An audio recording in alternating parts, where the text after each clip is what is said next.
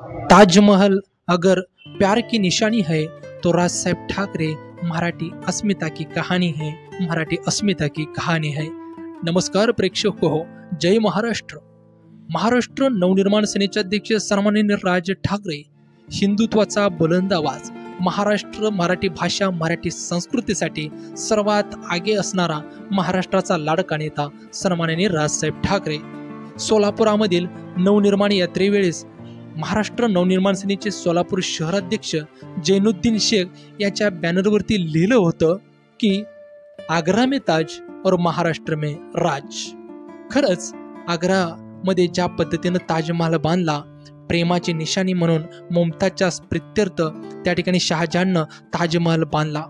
अनेक लोक, अनेक प्रेक्षक त्या ठिकाणी येऊ लागले, प्रेमाची कहाणी म्हणून ते सर्व जगाला दाखवू लागले, सांगू लागले।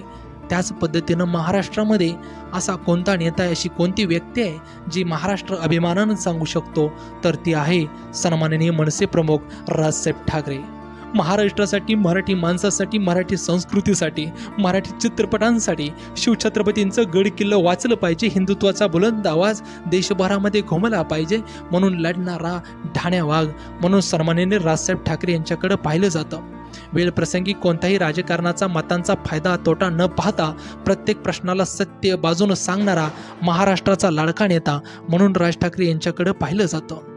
ज्या पद्धतीनं राज ठाकरे गेल्या 20 वर्षामध्ये लढले, स्वतःचा पक्ष स्थापन केला, महाराष्ट्राचं नवनिर्माण करण्यासाठी मनसेची स्थापना केली, अशा पद्धतीची कार्यप्रणाली कोणत्याही इतर नेत्याला त्या ठिकाणी जमू शकली नाही। कारण राज ठाकरे हे अफाट, अचाट आणि उत्तुंग अशी व्यक्तिमत्व असलेला नेता आहे। महाराष्ट्राला आजपर्यंत गोंजारलेला, महाराष्ट्रावरती प्रेम करणारा, हिंदुत्वावरती बुलंद आवाज करणारा, वेळ प्रसंगी कोणत्याही भूमिकेशी तडजोड न करता रस्त्यावरती येऊन सरकारला निर्णय घेण्याचा भाग पाडणारा महाराष्ट्राचा नेता म्हणून राज ठाकरे यांच्याकडे पाहिलं जातं। आणि त्यामुळंच ज्या पद्धतीनं आग्रामध्ये ताजमहाल आहे, ताजमहाल ही आग्र्याची निशाणी आहे, ताजमहाल ही प्रेमाची निशाणी आहे, तशी हिंदुत्वाची निशाणी, महाराष्ट्राची निशाणी ही सन्माननीय दस्तूरखुद्द राजसाहेब ठाकरे आहेत असं म्हटलं तर वावगं ठरणार नाही। आणि त्यामुळंच महाराष्ट्र में राज और आग्रा में ताज असं म्हटलं तर वावगं ठरणार नाही।